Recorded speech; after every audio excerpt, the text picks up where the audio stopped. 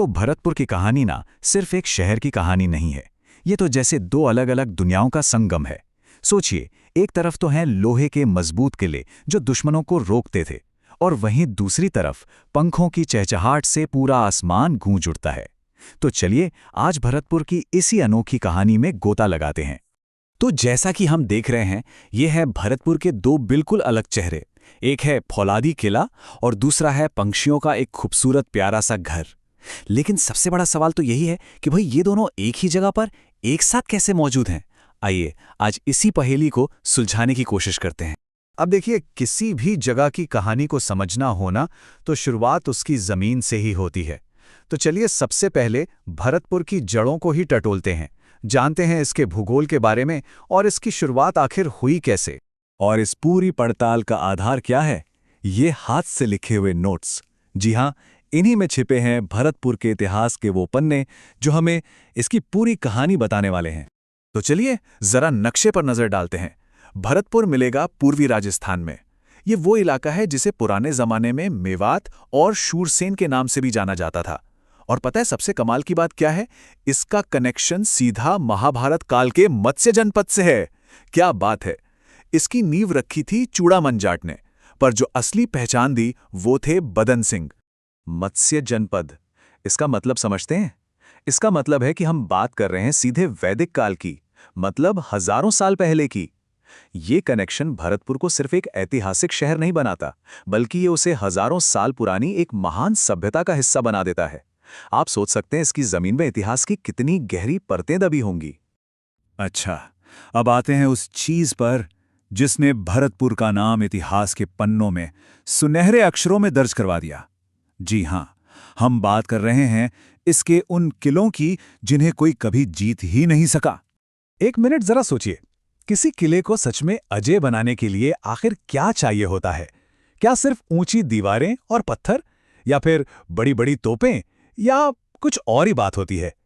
चलिए देखते हैं कि भरतपुर की कहानी हमें इस बारे में क्या सिखाती है। ये रहा लोहागढ़ दुर्ग।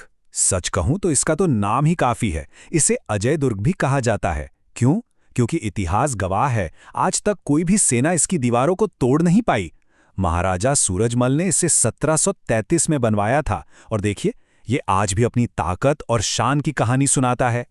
लेकिन देखिए, लोहागढ़ सिर्फ पत्थर और लोहे का एक किला नहीं है। इसकी मजबूत दीवारों के अंदर धड़कता है आस्था का एक दिल, और वो है राजेश्वरी माता मंदिर। ये वो पवित्र जगह थी जहां से भरतपुर के शासकों को सिर्फ शक्ति ही नहीं बल्कि विश्वास भी मिलता था।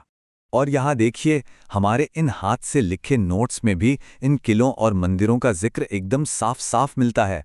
ये बात हमारी कहानी को और भी ज्यादा पुख्ता कर देती है ना? लेकिन रुकिए, भरतपुर की कहानी सिर्फ लोहागढ़ पर खत्म नहीं होती। यहाँ एक और किला है, बयाना दुर्ग।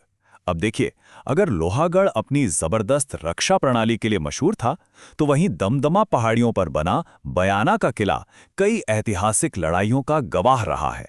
तो किलों की मजबूती और लड़ाइयों की कहानियों से अब थोड़ा आगे बढ़ते हैं। चलिए अब भरतपुर की असल रूह को महसूस करने की कोशिश करते हैं, वो रूह जो इसकी संस्कृति में बसती है।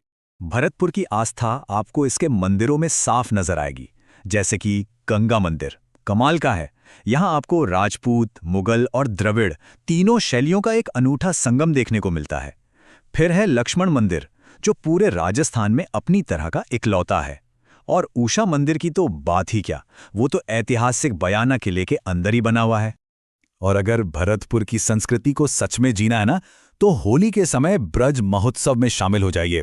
वहां पुरुषों का वो जोशीला बम रसिया नृत्य देखिए, या फिर सिर पर जलते हुए दिए रखकर किया जाने वाला वो खूबसूरत चरकुला नृत्य, बस उसी में खो जाइए। अच्छा, तो इन रंगों और नाच गानों की दुनिया से निकलकर अब चलते हैं भरतपुर की एक बिल्कुल ही अलग दुनिया में। एक ऐसी दुनिया जो बेहद शांत है और जिसकी शोहरत पूरी दुनिया में है। 300 से भी ज्यादा, जी हाँ 300 प्लस। ये कोई छोटा मोटा नंबर नहीं है।